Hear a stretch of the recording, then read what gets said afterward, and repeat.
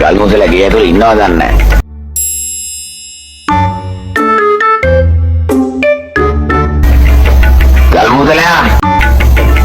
ගල්මුසලයා කොයා කොමු ගල්මුසලයා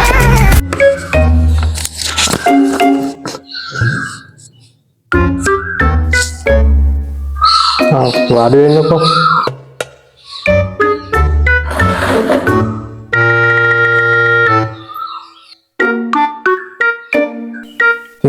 මොකක්ද අසනීපේ?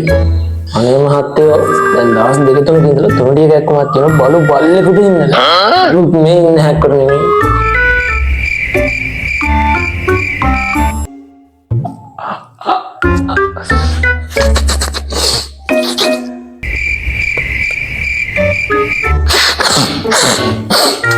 තව මහත්තයෝ ඊයේ හන්දාවේ ඉඳලා ඔළුව බර ගතියක් දැනෙනවා. එම්බිරිස්ලාවය දෙන්නද මන්ද නායකකා.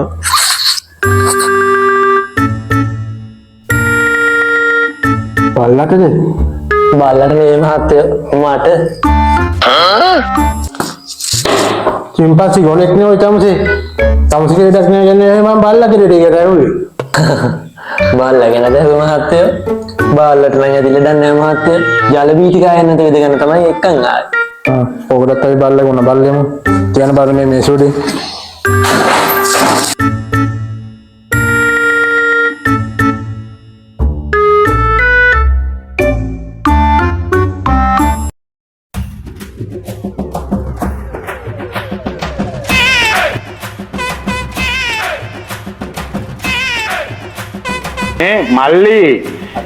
මල්ලි මේ අපේ අතරේ ඕව මොකුත් නෑ. හරි. නම මොකද්ද? සිරිවර්ධන මහත්තයෝ. සිරිවර්ධන බල්ලෙක්.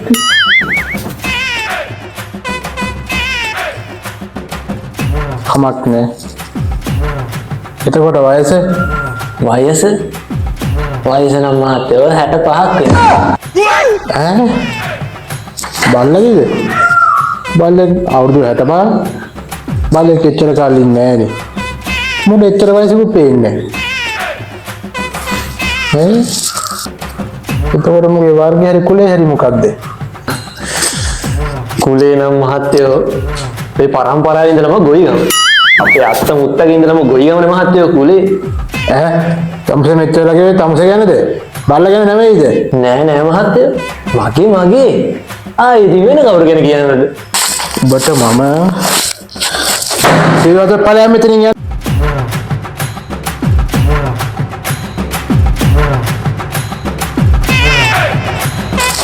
ඊළඟ ඵලයන් මෙතනින් යන්න. මගේ දායකත්වය මෙදි.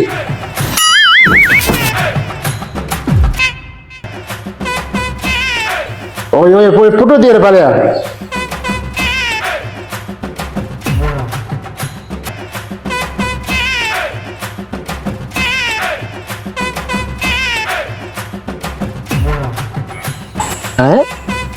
මම වැරදි දෙයක්වත් කිව්වද?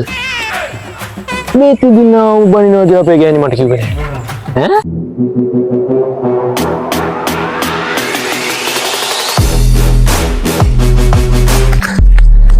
දොස්තර මහත්තයෝ. දොස්තර මහත්තයෝ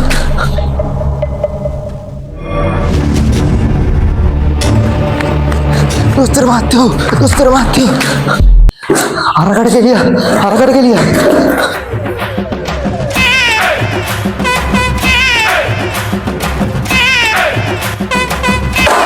හරි කලබලතු වෙච්ච කාරණාව කියන්නකෝ. මොකක්ද උනේ? කාටද කිරි?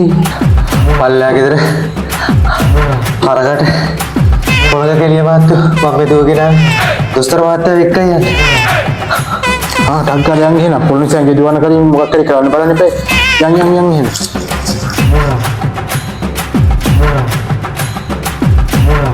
දැන් කීයද හරකට පොළඟ ගැහුවේ? තාම වැඩි වෙලාවක් නැහැ දොස්තර මහත්තයෝ. උපරිම ඕන විනාඩි 30ක් විතර. කොහාටද දැන් එතකොට පොළඟ ගහලා තියෙන්නේ? කොහාට නෙවෙයි දොස්තර මහත්තයෝ හරකට ගැහුවේ. නෑ මං අහන්නේ දැන් කොතනද පොළඟ ගැහුවේ කියලා. අතට දොස්තර මහත්තයෝ මං හිතන්නේ හැබැයි මම පාර වැඩික් තැනට අඩුම මම 10ක්වත් දාන්න. ඈ ඒක මාන්නේ ඔබ ගහලාද හරකට? මන්නෙන් තමයි දොස්තර මහත්තයෝ ගාලා දෙන්නේ. ඒකට පොළඟ ගැහුවා කිව්වේ. පොළඟ තමයි මහත්තයෝ මන්නෙන් ගැහුවේ.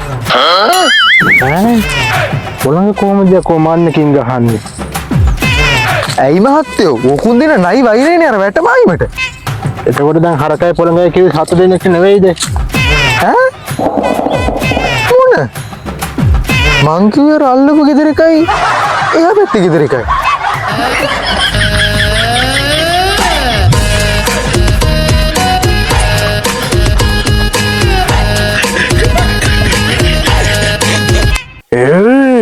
මං තොට විදිනවා ඔය ජල බීච ගන්නේ නැත.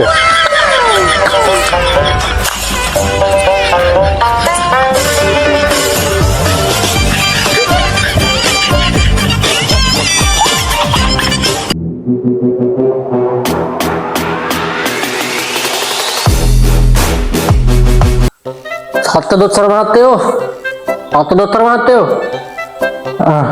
ඉන්නවා එන්න තොට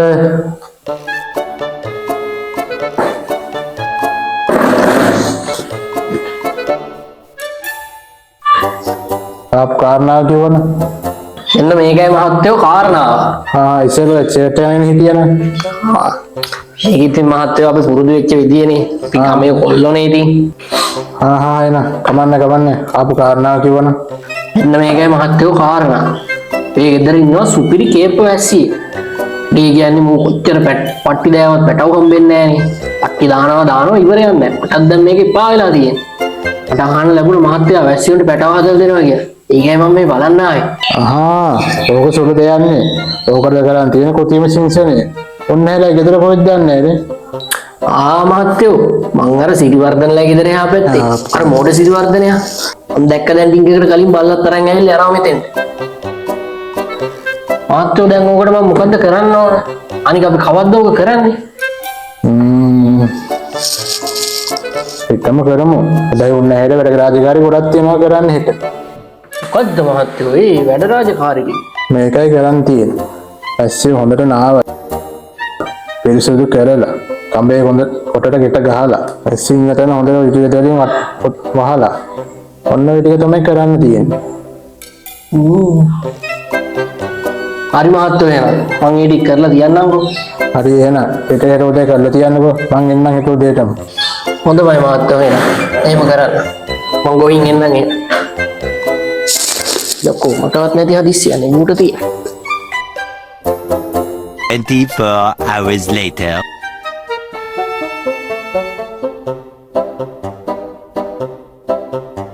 ගෙදර කවුද? මහත්තයා උදේම ඇවිල්ලා. ඔව් අපි එහෙම තමයි. මං කියපු දේවල් ඔක්කොම හරිනේ වුණ නැහැ. හරි මහත්තයෝ ඔය ඔක්කොම හරි. පැස්සි හොඳට නාවලා ලණුව කොට කරලා ගැට ගහලා වටේට මීටරෙදි දාලා කව ගල්ලා එතන පරාලැණිකුත් ගහලා තියෙනවා මහත්තයා. අර ලේසි වෙන. පරාලැණිය? එහෙම කරද වුණ නැහැ. පරාලැණියක් ගැහුවා.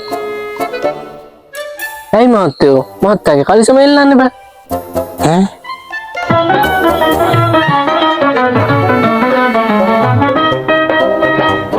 හුලම් ගමනා හැම යාමේ වත්තේ හුණු ගාගෙන එන්නම්